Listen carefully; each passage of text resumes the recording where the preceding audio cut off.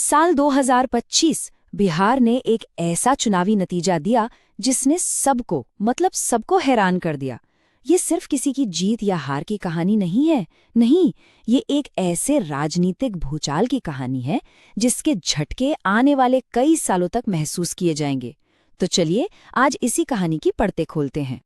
इस पूरी कहानी का सार सिर्फ एक नंबर में छिपा है, 202। ये बस एक आंकड़ा नहीं है, ये एनडीए की उस ऐतिहासिक, उस जबरदस्त जीत का प्रतीक है जिसने बिहार की राजनीति का पूरा नक्शा ही बदल कर रख दिया।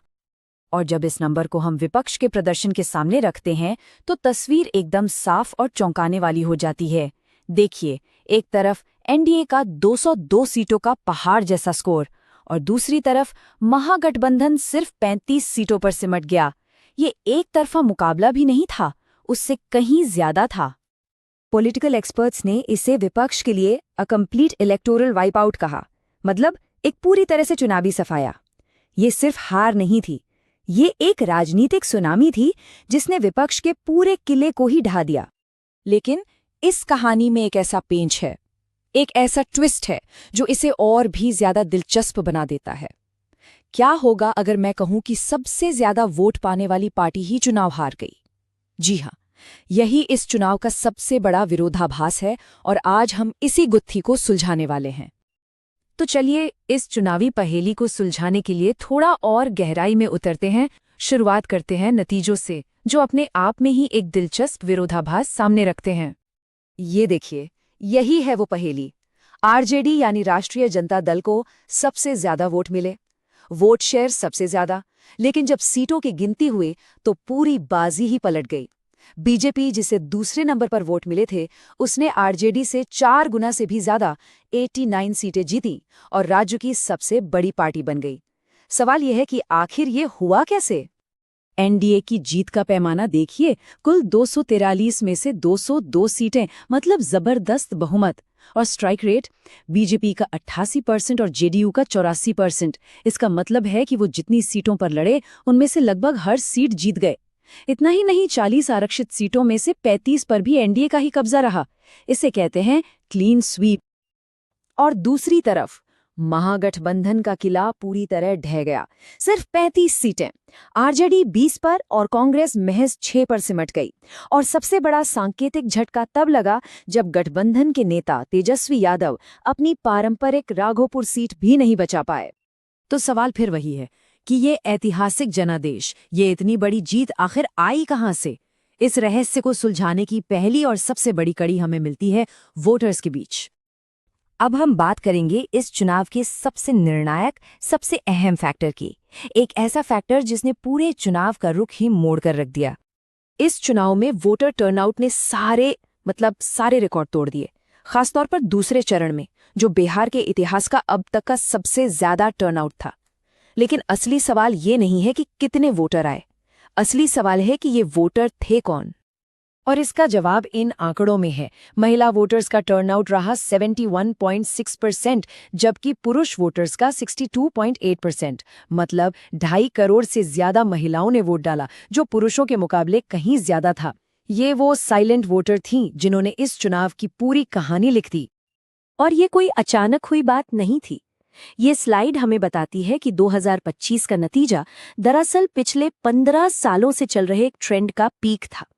2010 में पहली बार महिलाओं का वोटिंग प्रतिशत पुरुषों से ज्यादा हुआ और तब से ये अंतर लगातार बढ़ता ही गया और 2025 में तो इसने इतिहास रच दिया।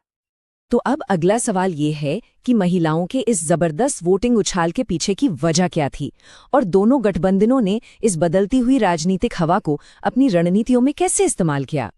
चलिए अब जरा दोनों खेमों की रणनीतियों की चीर-फाड़ करते हैं। देखते हैं कि एक तरफ क्या सही हुआ और दूसरी तरफ क्या गलत। एक तरफ एनडीए का एक सधा हुआ एक कामयाब फॉर्मूला था, जिसमें कल्याणकारी योजनाएं, विकास और सोशल इंजीनियरिंग का एक सटीक मिश्रण था। और दूसरी तरफ था महागठबंधन का अभियान, जो अंदरूनी कलह और दिशा की कमी के भंवर में फंसा हुआ था। एनडीए की रणनीति बिल्कुल साफ थी। उन्होंने खास तौर पर महिलाओं को टारगेट करते हुए वेलफेयर स्कीम्स चलाईं, विकास और गवर्नेंस पर जोर दिया, ईबीसीज और एससीज को जोड़कर एक मजबूत जातिगत समीकरण बनाया और पीएम मोदी के नेतृत्व को अपने अभियान का मुख्य चेहरा बनाया। सब कुछ एकदम सधा हुआ, एकदम संगठित। वहीं दूसरी तरफ महागठबंधन की नाव में कई छेद थे। पार्टियों में अंदरूनी कलह और नाराजगी थी। सीट बंटवारे पर कोई स्पष्टता नहीं थी। पैसे लेकर टिकट बेचने जैसे गंभीर आरोप लगे और बेरोजगारी का मुद्दा उठाने के बावजूद वो वोटर्स को अपने साथ नहीं जोड़ पाए। तो अब सबसे बड़ा सवाल, इस जबरदस्त जीत का बिहार की राजनीति के भविष्य पर क्या असर पड़ेगा? मतलब अब आगे क्या? इस चुनाव के बाद 3 बड़ी बातें हुईं। पहली, नीतीश कुमार ने रिकॉर्ड 10वीं बार मुख्यमंत्री पद की शपथ ली। दूसरी, बीजेपी पहली बार राज्य की सबसे बड़ी पार्टी और गठबंधन में एक डोमिनेंट पार्टनर के तौर पर उभरी। और तीसरी, विपक्ष एक तरह के अस्तित्व के संकट और नेतृत्व की कमी से जूझ रहा है। और ये हमें वापस उसी विरोधाभास पर ले आता है जिससे हमने शुरुआत की थी, वोट शेयर बनाम सीट शेयर पैराडॉक्स। जब एक पार्टी सबसे ज्यादा वोट तो जीतती है लेकिन सबसे ज्यादा सीटें नहीं जीत पाती, ये हमें साफ साफ बताता है कि चुनाव में सिर्फ रॉ पॉपुलैरिटी ही काफी नहीं है। वोटों को सीटों में बदलने के लिए मजबूत गठबंधन और वोट कंसोलिडेशन बहुत जरूरी है। इस पूरे चुनाव से एक सीधा और साफ सबक मिलता है। वो ये है कि खास तौर पर महिलाओं को टारगेट करने वाली कल्याणकारी योजनाएं और एक अनुशासित एकजुट गठबंधन, ये दोनों मिलकर एक ऐसा अजेय फॉर्मूला बना सकते हैं जिसे हराना लगभग नामुमकिन हो जाता है। तो अंत में एक बड़ा सवाल छोड़ जाते हैं, क्या कल्याण, महिला वोटर और गठबंधन का ये गणित भारतीय राजनीति की नई प्लेबुक यानी कि कामयाबी का नया मंत्र बन गया है? क्या बिहार का ये नतीजा आने वाले समय में पूरे देश की राजनीति की दिशा तय करेगा? सोचिएगा जरूर।